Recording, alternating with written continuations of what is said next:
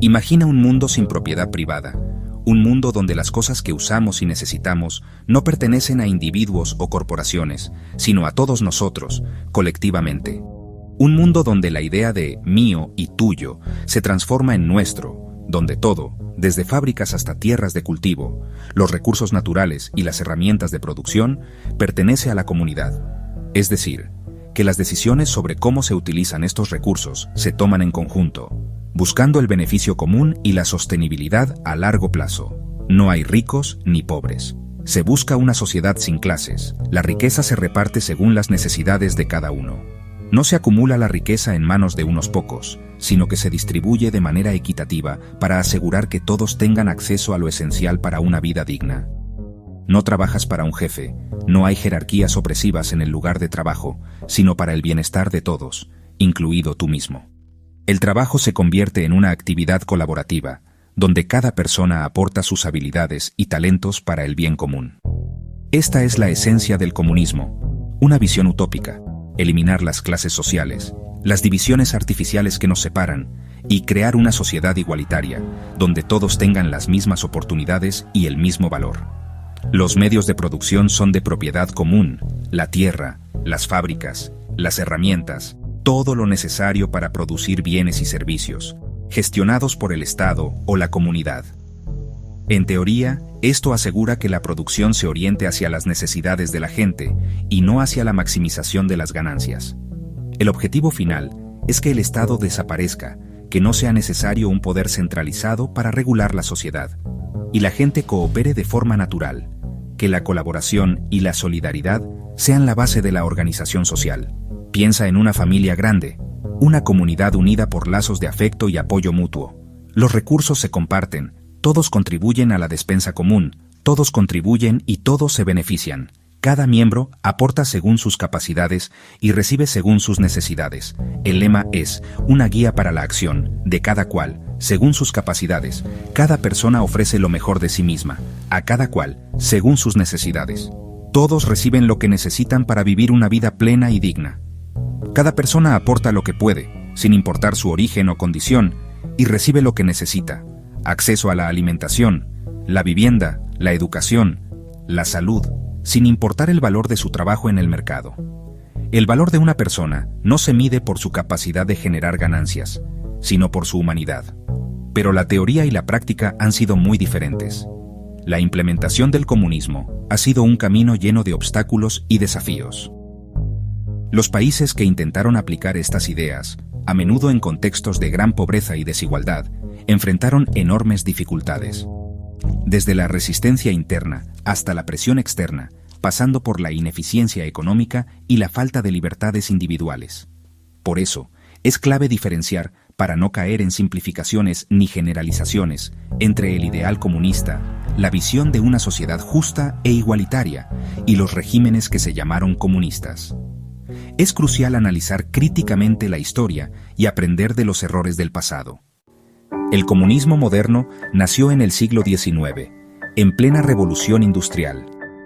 Karl Marx y Friedrich Engels, viendo la explotación brutal de los trabajadores, publicaron el Manifiesto Comunista en 1848. Plantearon que la historia es una lucha de clases, opresores y oprimidos. El capitalismo, según ellos, era injusto y estaba destinado a colapsar por sus propias contradicciones.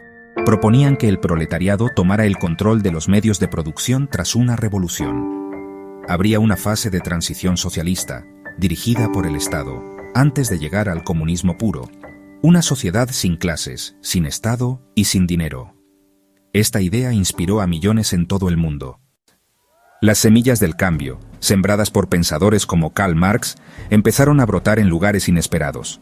Las ideas de Marx, antes confinadas a círculos filosóficos y panfletos revolucionarios, estaban a punto de ponerse a prueba a gran escala. Su visión de una sociedad sin clases, en la que los medios de producción fueran propiedad del pueblo, suponía una ruptura radical con el orden mundial existente. Y en 1917, en medio de la agitación de la guerra y el malestar social, estas ideas echaron raíces en la Rusia zarista. El vasto imperio, gobernado por el autocrático zar Nicolás II, estaba maduro para la revolución. Décadas de desigualdad, unidas a las tensiones de la Primera Guerra Mundial, habían creado una atmósfera volátil. La Primera Guerra Mundial resultó ser el punto de ruptura. El ejército ruso sufrió pérdidas devastadoras y el frente interno se vio asolado por la escasez y las penurias económicas.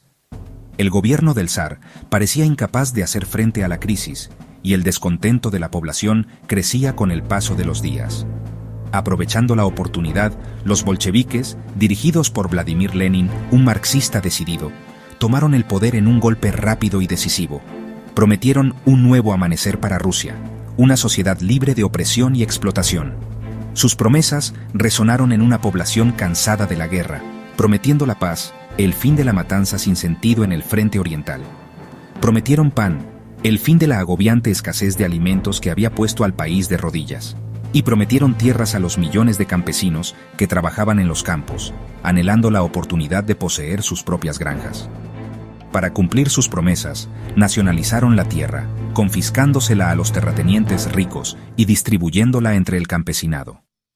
Nacionalizaron los bancos, poniendo el sistema financiero bajo control estatal, y nacionalizaron las industrias, poniendo las fábricas y las minas bajo la propiedad de los trabajadores, o eso decían. También retiraron a Rusia de la Primera Guerra Mundial, poniendo fin a la participación del país en el sangriento conflicto. Pero la revolución desencadenó una brutal guerra civil que enfrentó a los bolcheviques con una variada coalición de opositores. Por un lado estaba el Ejército Rojo, la fuerza militar de los bolcheviques, que luchaba para defender la revolución. Y en el otro bando, el Ejército Blanco, un conjunto de fuerzas antibolcheviques, incluidos monárquicos, liberales y antiguos oficiales del ejército. Tras años de sangrientos combates, los bolcheviques salieron victoriosos y consolidaron su poder en Rusia. De las cenizas del Imperio Ruso nació la Unión de Repúblicas Socialistas Soviéticas o URSS, el primer estado comunista del mundo. Sin embargo, el nuevo régimen se convirtió rápidamente en autoritario, suprimiendo la disidencia y consolidando el poder en manos de unos pocos elegidos. Se convirtió en un estado de partido único, en el que el Partido Comunista ejercía un control absoluto sobre todos los aspectos de la vida. La represión se convirtió en la norma, con la policía secreta silenciando cualquier oposición y creando una atmósfera de miedo y control. El Estado, lejos de marchitarse como había predicho Marx, se hizo más poderoso que nunca. Se convirtió en un leviatán, controlando todos los aspectos de la economía y la sociedad. La dictadura del proletariado, el supuesto gobierno de la clase obrera, se transformó en la dictadura del Partido Comunista, una pequeña élite que gobernaba en nombre del pueblo. Así comenzó la historia del comunismo real en el poder, una historia marcada tanto por aspiraciones utópicas como por realidades brutales. El éxito de la Revolución Rusa, un evento sísmico en la historia mundial, resonó profundamente a través de las fronteras y los continentes. Este levantamiento, que derrocó al régimen zarista, no solo transformó a Rusia, sino que también encendió la imaginación de revolucionarios y oprimidos en todo el planeta. Inspiró movimientos comunistas en todo el mundo, ofreciendo un modelo aparentemente viable para la creación de una sociedad más justa e igualitaria. La promesa de una revolución proletaria, donde los trabajadores tomarían el control de los medios de producción, se convirtió en un faro de esperanza para muchos que vivían bajo sistemas económicos y políticos opresivos. Tras la Segunda Guerra Mundial, un conflicto devastador que dejó a Europa en ruinas y al mundo profundamente dividido, la Unión Soviética, emergiendo como una de las dos superpotencias, impuso regímenes comunistas en Europa del Este, consolidando su esfera de influencia y extendiendo el alcance de la ideología marxista-leninista. Países como Polonia, Hungría y Checoslovaquia se vieron obligados a adoptar el modelo soviético, marcando el inicio de una nueva era de control político y económico. En 1949, Mao Zedong, un líder carismático y estratega brillante, lideró la Revolución Comunista en China, un evento trascendental que alteró el equilibrio de poder global y añadió un nuevo y poderoso actor al escenario comunista mundial. La victoria del Ejército Popular de Liberación marcó el fin de décadas de guerra civil y el comienzo de una nueva era para el gigante asiático. Adaptando el marxismo a un país campesino, Mao Zedong desarrolló una ideología propia, el maoísmo, que priorizaba el papel de los campesinos en la revolución y se diferenciaba del enfoque más urbano y centrado en la clase obrera del marxismo-leninismo soviético. El mundo se dividió en dos bloques antagónicos: el capitalista, liderado por Estados Unidos, defensor de la democracia liberal y la economía de mercado, y el comunista, liderado por la URSS y China, promotor de la planificación centralizada y la dictadura del proletariado. La Guerra Fría fue una lucha global de influencia, una confrontación ideológica, política y económica que amenazó con desembocar en una guerra nuclear. Con conflictos indirectos en Corea, donde las fuerzas de la ONU, lideradas por Estados Unidos, se enfrentaron a las tropas norcoreanas y chinas, Vietnam y Afganistán, donde la Unión Soviética se empantanó en una guerra prolongada y costosa. Otros países como Corea del Norte, bajo el liderazgo de Kim Il-sung, Vietnam, liderado por Ho Chi Minh, y Cuba, con Fidel Castro al frente, también adoptaron el comunismo, desafiando la hegemonía estadounidense en el hemisferio occidental. Cada uno con sus propias variantes, adaptando la ideología a sus contextos nacionales y culturales específicos. Todos compartían la base ideológica del marxismo-leninismo, la teoría revolucionaria desarrollada por Karl Marx y Vladimir Lenin, aunque con diferencias nacionales significativas en su aplicación y en su interpretación. El comunismo no es una sola cosa, ha tenido muchas variantes. El marxismo-leninismo, oficial en la URSS, defendía un partido de vanguardia y dictadura del proletariado. El maoísmo, en China, puso al campesinado en el centro y promovió la revolución cultural permanente. El trotskismo, de Trotsky, criticaba el socialismo en un solo país y defendía la revolución internacional y la democracia obrera.